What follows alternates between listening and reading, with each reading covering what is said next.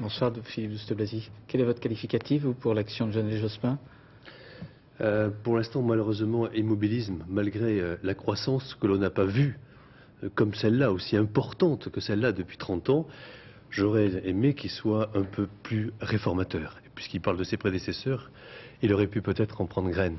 Alors, malgré cette croissance, malgré une baisse importante du chômage, une série de plans sociaux ont sérieusement aggravé le climat général sur le plan économique et social. Quelle est votre réflexion là-dessus? Il faudrait encadrer un peu plus. Vous allez voter le texte, par exemple, du gouvernement, encadrer un peu plus, que les entreprises remboursent les aides lorsqu'elles licencient?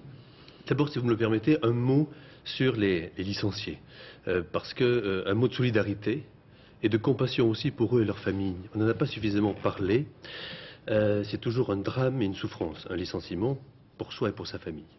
Mais il faut aussi dire la vérité, ceci étant dit. Qu'est-ce qu'est le principe fondamental de l'économie aujourd'hui, de l'économie de marché dans laquelle nous vivons?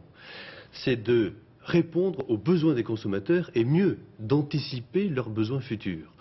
Téléphone portable. Bon, il y a 6 ans, personne ou presque personne n'avait de téléphone portable. Aujourd'hui, tout Français pratiquement en a un. Il a fallu des dizaines de milliers d'emplois créés pour cela.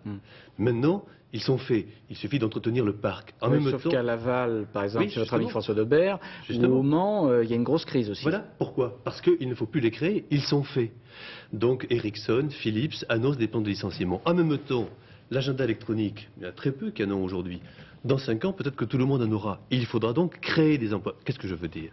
Je veux dire que le capitalisme aujourd'hui, l'économie de marché aujourd'hui, à la fois, elle voit des emplois disparaître et en même temps, des emplois se créer.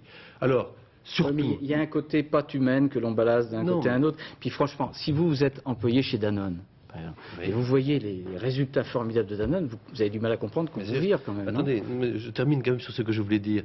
Ça veut dire qu'il ne faut pas faire croire aux Français quelque chose qui est faux. Leur dire qu'une petite loi française va empêcher les licenciements, c'est malhonnête et c'est faux. Parce que le capitalisme, il se gère au niveau mondial et pas uniquement dans un seul pays. Ceci étant dit, je voudrais qu'on humanise, moi aussi, le capitalisme. Alors, en faisant quoi, par exemple, concrètement? Aujourd'hui, Tony Blair, prenons l'exemple sur Motorola. Tony Blair dit qu'il faut que Motorola rembourse les aides qu'on lui a données. Est-ce que vous, ça serait votre choix? Non, moi je vais vous dire ce que je propose, ce que nous proposons à l'opposition. Il y a d'un côté des actionnaires, de l'autre côté des salariés. Le malaise, il vient de quoi? C'est que les salariés voient que les bénéfices n'ont jamais été aussi importants, que les profits explosent. Pour qui? Pour les actionnaires. Et pendant ce temps, eux, les salariés, ils ont leur salaire qui stagne. Le pouvoir d'achat a augmenté de 0,2% en France. Depuis 1 an, nous sommes la lanterne rouge. Les salaires, plus 1,6, en Allemagne, plus de 6, en Grèce, plus 4. Il faut faire quoi? Donc il faut augmenter les rémunérations qui ne sont pas les salaires. Soit vous travaillez, et alors c'est le grand projet de l'épargne salariale. Pourquoi ne voulez-vous pas que les salariés français puissent avoir des parts et des actions de leur entreprise? C'est le grand projet de la participation. Mais vous avez le sentiment que les salaires sont en retard, par exemple, qu'il faudrait qu'ils soient augmentés, plus importants? C'est le problème aujourd'hui de ce pouvoir d'achat dont je vous parle. Et on voit bien que les 35 heures, à la fois à amener un acquis social sur la diminution du temps de travail, et à diminuer un acquis social sur l'augmentation des salaires. Deuxièmement, si vous ne travaillez pas, si vous êtes retraité, alors là, nous disons, il faut associer à la retraite par répartition, que l'on ne remet pas en cause, la retraite par capitalisation, ce sont les fameux fonds de pension. Mais qui a ces fonds de pension? Ce ne sont pas des grands milliardaires américains qui se promènent en Mercedes ou en Rolls. Ce sont des petits salariés américains, anglais, allemands, espagnols, qui eux ont des actions. Et aujourd'hui, vous savez, les syndicats américains, anglais, suédois ont compris. C'est eux qui demandent une meilleure rentabilité. Donc, je ne vois pas pourquoi ce pays, le nôtre, est le seul pays aujourd'hui industrialisé à refuser à la fois l'épargne salariale et aussi surtout l'épargne retraite. Mais je vous répète ça, est-ce qu'il n'y a pas une forme de cruauté quand même dans ce système qui fait que les gens travaillent beaucoup, travaillent 40 ans dans une entreprise, puis après on leur dit il faut partir, il faut aller faire autre chose ailleurs? Je suis complètement d'accord avec vous. Je pense qu'il faut humaniser ce capitalisme. Moi je propose 2 choses. Vous savez, si un chef d'entreprise voit un marché qui émerge, on dit aujourd'hui, par exemple, que les téléphones vont être à la fois ordinateurs et on va pouvoir voir son interlocuteur. Si on sait que on veut faire des nouveaux téléphones, la première question que va se poser le chef d'entreprise, c'est où je vais mettre mon usine. Et s'il veut la mettre en France, il faut faire 2 choses. Diminuer les charges sur les bas salaires et deuxièmement, qu'il y ait une formation un droit à la formation personnalisé pour tous les salariés de ce pays. Ça s'appelle l'employabilité. Vous savez, Claude Sérillon, que vous, moi, tous ceux qui nous écoutent, ne pourront plus rester au même poste, dans la même usine, dans le même emploi, oui, moi aussi, toute sa vie.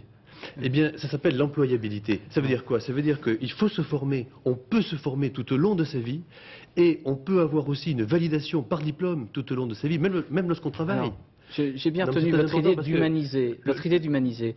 C'est la France humaine de François Bayrou que vous reprenez là?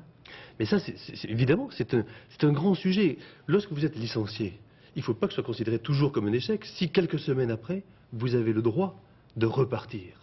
C'est ça le grand sujet aujourd'hui du capitalisme moderne. Si on veut l'humaniser, il faut donner la chance à chacun, y compris celui qui a un emploi qui s'arrête. La France humaine de François Bayrou, c'est un slogan que vous alliez rallier, vous allez soutenir François Bayrou dans sa campagne présidentielle? Vous savez, ça ne vous a pas échappé, il y a l'année prochaine 2 grands rendez-vous en 2002, l'élection présidentielle, les élections législatives. Et quel que soit le président de la République qui sera élu en mai 2002, il lui faudra une majorité pour gouverner.